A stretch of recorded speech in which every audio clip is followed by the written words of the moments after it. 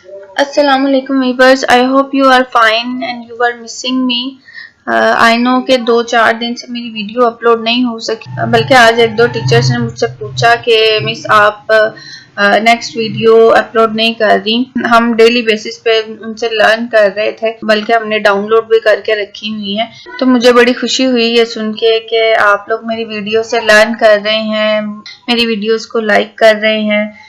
तो I really appreciate it. Actually reason ये था कि कुछ मसरूफियात की वजह से और मेरी तबीयत नासाज होने की वजह से मैं वीडियोस नहीं बना पाई, लेकिन आप लोगों के इतने अच्छे रिस्पांस को देखते हुए मैंने सोचा चले मैं आज वीडियो बना ही देती हूँ।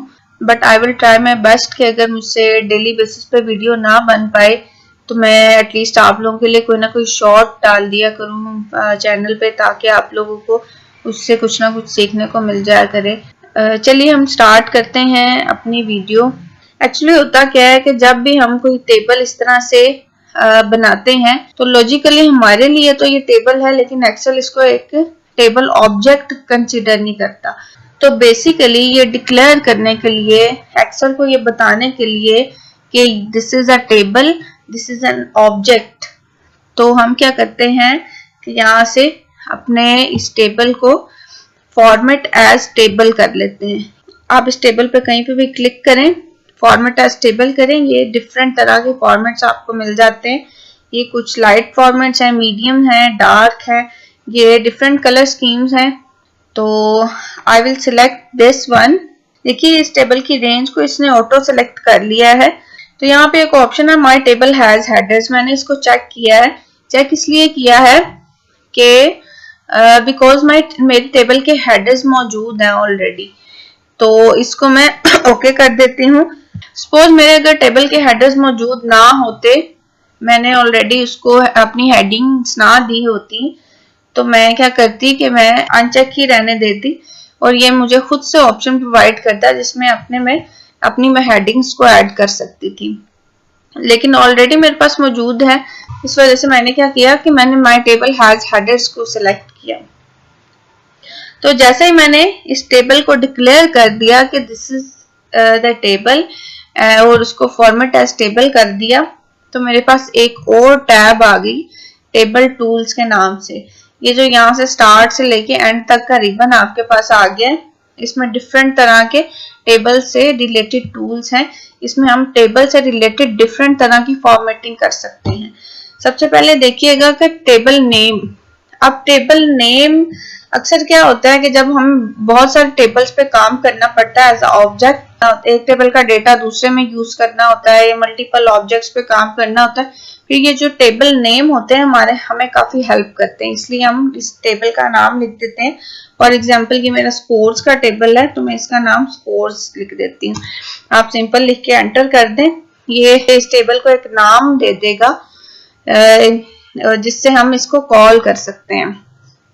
उसके बाद नेक्स्ट ऑप्शन है हमारा रीसाइज टेबल का। रीसाइज टेबल में बेसिकली ये होता है कि आप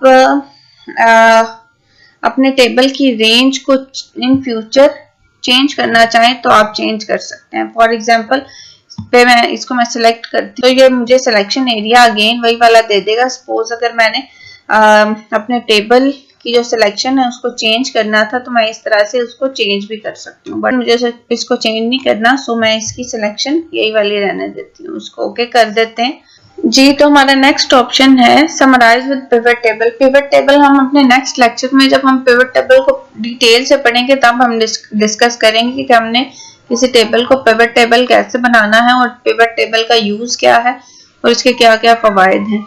तो नेक्स्ट हमारे पास जो ऑप्शन है वो है रिमूव डुप्लीकेट्स। इसमें कुछ रिमूव डुप्लीकेट्स में ये होता है कि अगर आपके टेबल में कहीं पे भी कोई डुप्लीकेट रोज आ रही हैं तो आप उनको सिलेक्ट करके वो डुप्लीकेट डेटा डिलीट कर सकते हैं। तो कन्वर्ट टू रेंज फॉर, अब अक्सर लोग कंफ्यूज हो जाते हैं कि वो हम तो इस टेबल को फॉर्मेट एज टेबल कर चुके हैं, अब इसको रीसाइज भी नहीं करना हमने, आई मीन टू से कि इसको चेंज भी नहीं करना, हमने इसको नॉर्मल टेबल बनाना है।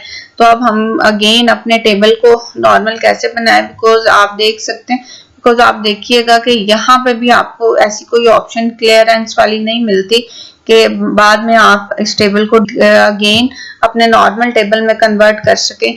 तो यहाँ पे जो ऑप्शन है ना कन्वर्ट टू रेंज, ये आपको ये इसीलिए होता है बेसिकली कि आप अगर फॉर्मेट एज टेबल अपने टेबल को डिक्लेयर कर चुके हैं तो ये आपसे, तो देखिएगा ये आपसे पूछ रहा है कि आप क्या अपने टेबल को नॉर्मल टेबल में कन्वर्ट करना चाहते हैं, और अगर आप इसको नो कर देंगे तो आपका टेबल आपकी करंट पोजीशन में ही रहेगा।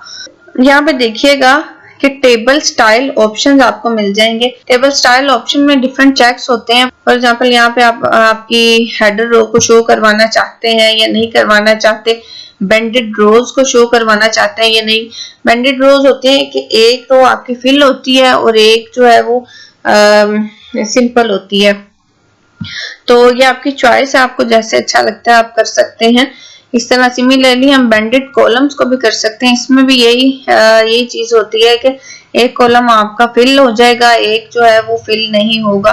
तो आई रेकमेंड कि आप इस ऑप्शन को अनचेक ही रहने दें, बिकॉज ये अच्छा नहीं लगता। उसके बाद है लास्ट कॉलम, कि आप लास्ट कॉलम अपना हाईलाइट करना चाहते हैं या नहीं करना चाहते।